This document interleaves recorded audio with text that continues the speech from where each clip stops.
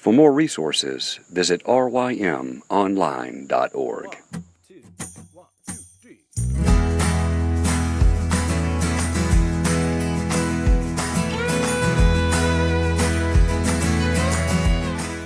The Local Youth Worker is a daily podcast that's centered on 5 questions each week. Ranging from the practical to the professional, we're looking for answers to the questions you're asking. Whether you're in full-time, part-time, or even volunteer youth ministry, this podcast is for you.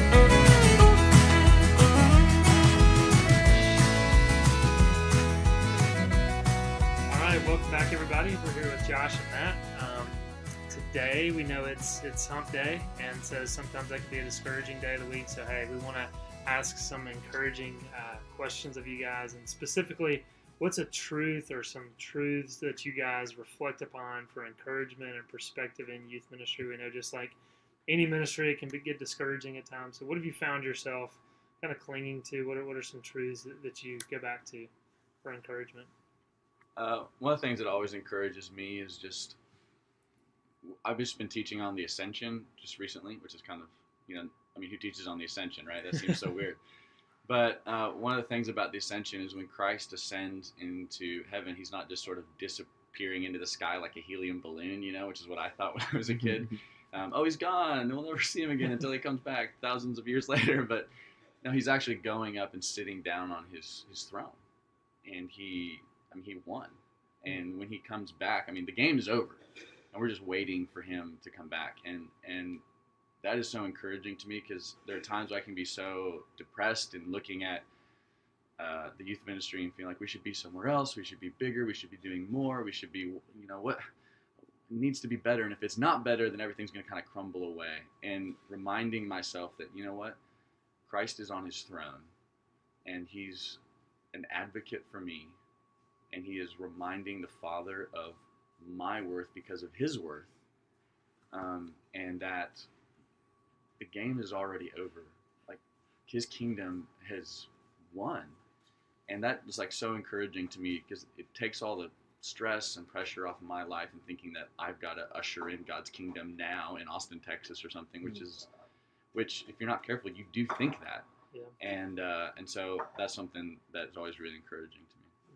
Yeah, let's just close in prayer. That was awesome. Yeah. that is a good truth. Yeah, for sure. So this might be playing off your truth a little bit as well, but I've written on my board, my whiteboard, you're going to fail, so go ahead and try, which in a lot of ways is a distillation of this. Like, at the end of the day, Jesus' evangelistic ministry didn't do so great, right? Like at the crescendo of his evangelistic ministry, his closest followers, turned on him, and one of them denied him, one of them betrayed him, and then the crowds turned on him. He didn't he wasn't preaching to a football field of people, right? And he lost. He seemed to have lost. And so that narrative there is just such a helpful reminder that, gosh, ministry just feels like losing sometimes. It feels, Paul, like I'm given over to death for your sake. I'm being poured out as a drink offering on your faith. Like, I'm fulfilling in myself the crucifixion of Jesus or whatever. I'm bearing in my body the crucifixion of Jesus. And you're just like, whoa, that's, of course I'm not that low all the time, right? But it's a helpful reminder to get into that narrative and then to realize, but then he rose. Jesus is the resurrected and reigning one. And so often ministry just feels like this grind, and you're going to fail. And it's through those failures and difficulties that God is doing something beautiful. Yeah. That's so good, Matt. That's really, really good. I think another thing for me is, this is maybe more specific to middle school ministry, but reminding myself just that exact same verse that you just quoted, and reminding that we are called to even share and make up part of Christ's suffering, which seems so bizarre and doesn't make sense. But this is how it makes sense to me in middle school ministry.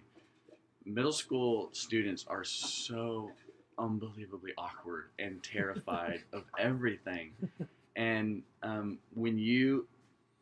most of the time it's just really annoying, right? And I'm just like, just get out of my sight. I'm so tired of you being terrified of going and playing paintball. You mentioned it like 40,000 times, We'll be okay, man. Right. We'll tell your students not to tell them, by the way. Yeah. But I when I like reframe all of that and say, you know, part of my role as a youth minister is to take on some of my kids' suffering onto myself. That really allows me to like be willing to step in the line of some kid who's being made fun of. In other words, how it kind of works for me is when there's a kid who's like really, we got a couple of kids who've been really bullied in school, and then when they bring that kind of insecurity into the youth group, they're hyper defensive, and it makes other people want to just sort of tease them. And so what I've tended to do is just kind of step in there and become the object, become the target for like any kind of mockery, and take it. And that's not really something you really like to do, but realizing that you're doing that is to kind of share in the suffering of that kid, and it binds you to that kid in a unique way, and really allows you to kind of move through that suffering. So I don't know. Yeah, that's good. I just want to re-echo what Matt said again. Like you got to just embrace failure. Like I think it's really what we've been saying, kind of three ways, but just that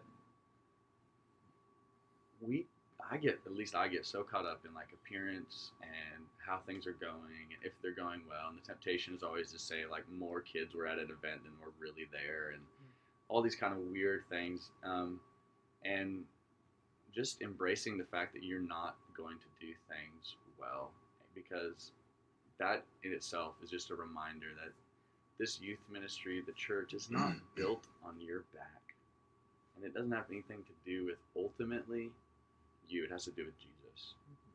And that is a truth that, at least for me, allows me to fail. It allows me to tell other people that I fail. Like, and to just go to other people and like parents and just say, you know, I'm sorry, I didn't communicate this to you.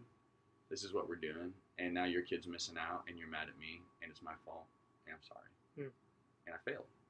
And if I don't really believe that like the church is really Christ's, then, and it's on me, then I don't want to go tell that parent that. I don't want to apologize. I don't want to make myself vulnerable, because it's just too terrifying and scary. And it's like it's tied into your job, it's tied into your self-worth, and when you untie it from all those things, then it's you're able to do that. Yeah, that's good. That's awesome. We're like you said, saying a lot of the same things about failure, and it's also good to be able to say that in front of your students as well, because obviously as you're talking about middle schoolers, and I think more so middle schoolers than high schoolers, but they try to enthrone you and make you their savior and make you Jesus. And as much as you're able to talk about your failures in front of them, you're showing them, hey, there's another savior, and it's not me. So yeah, that's really good, guys. Anything to add to that? All right, thanks.